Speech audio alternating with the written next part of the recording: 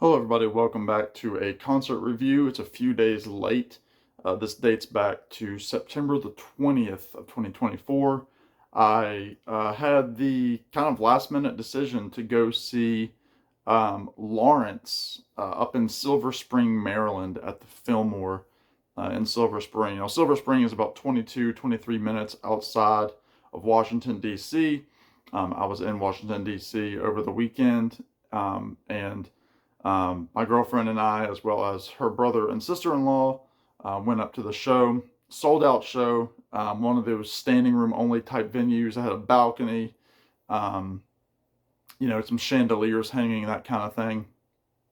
Packed crowd, very young crowd. So I felt a little bit old considering the band was younger than I was, which I guess that starts to happen at some point, and I guess I'm reaching that point in my life. But Lawrence is a duo made up of Clyde and Gracie Lawrence. I believe they're out of New York, and they are touring under their new album called Family Business. Now, they've been on tour for a good bit. This was the third show, I think, of this particular North American leg. They had just been in Europe. I know the night before we saw them, they had been at Radio City Music Hall in New York, and are just selling out all over the place. Lawrence also opened up for the Rolling Stones for one night during their Hackney Diamonds tour. So they've gotten some playing time in over the last year. I think they just celebrated 10 years as a touring band, and these kids aren't even 30 yet, and are really just kind of taking the world by storm. I know they've been on all of the morning talk shows, the late night shows. I think they've been on the Tonight Show, Kelly Clarkson, Today Show, all those morning kind of pop culture shows, and are still booking dates, and are getting really big reviews for this latest album, Family Business. Now, if you don't know anything about Lawrence, which I'm sure most of you don't, within my core group of viewers, Lawrence I would describe as kind of a new soul, like soul pop. So they have a big brass section. They have kind of keyboard driven, Stevie Wonder esque keyboards. Clyde, the brother, has a voice that I would compare to Huey Lewis.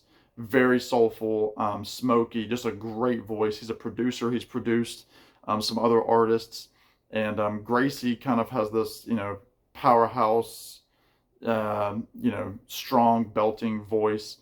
And obviously, because they're siblings, they sing well together.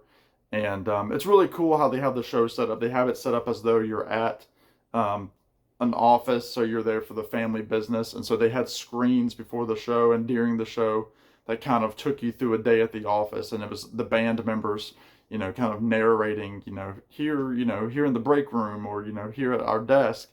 And just a lot of really clever stage graphics that were just fun to watch. Again, very energetic crowd, lots of people dancing. We were kind of in the very back. We actually got there about 5 minutes late because I had to work and then drive about 2.5 hours up to DC. Met up with everybody. We all carpooled, and so we got there about 8:05. So we missed the first two songs of the opener, who are a group called Jukebox the Ghost, and I did snag a set list for them. We were standing beside the soundboard, and I was able to grab a set list. I don't think Lawrence had a paper set list, but I'm happy to have that. Jukebox the Ghosts they're a trio, kind of a pop trio, but they were playing their own instruments. They had piano, guitar, and drums. They definitely pull a lot of inspiration from Queen. They actually did the song "Somebody to Love" by Queen, and the guitar tones are very much Brian May. But they were a fun bit. They did about 45 minutes, and then Lawrence played for, yeah, probably about an hour and a half, close to an hour, 45 minutes maybe. Really good show. If you don't know Lawrence, check out songs like the Heartburn song, which was in their encore. Check out the song The Guy I Used to Be, which was the big single off the latest album. What You Want is one of the big ones. That one I'm not a big fan of. It's a little bit more poppy, for my taste. Some of their stuff doesn't go as much into the soul as it is poppy. I mean, they do have some younger lyrics for uh, a younger audience that they relate to a little bit more than my 30-year-old self. But yeah, again, if you like horns, if you like powerhouse vocals, if you like smoky vocals, if you like keyboards, fun like stage dancing, and then they also had a couple of really good ballads that were really good. But I left there feeling very good about the show. Again, we bought the tickets like the day before. Apparently, this show was the first show on this particular leg that sold out. Um, in terms of just posting tickets online, this show sold out first. And again, they're all over the country. I'm sure you'll be able to catch them. They've been in Europe as well. So check their website. I know they're all over the place. Really cool kind of 80s throwback with the soul sounds, Stevie Wonder, Huey Lewis, just a lot of great influences in their music. So anyway, there's my review on Lawrence. Quick, short and sweet. I've definitely listened to a little bit more of their music since the show, and obviously leading up to the show, listening to albums that I've never listened to because I was only a casual fan before. But anyway, let me know if you know Lawrence. Let me know if you were at the show. Let me know if you're seeing them on the tour. If you saw them on the Rolling Stones tour, I'd love to talk to you. And subscribe if you haven't. I don't usually ask to subscribe, but please subscribe.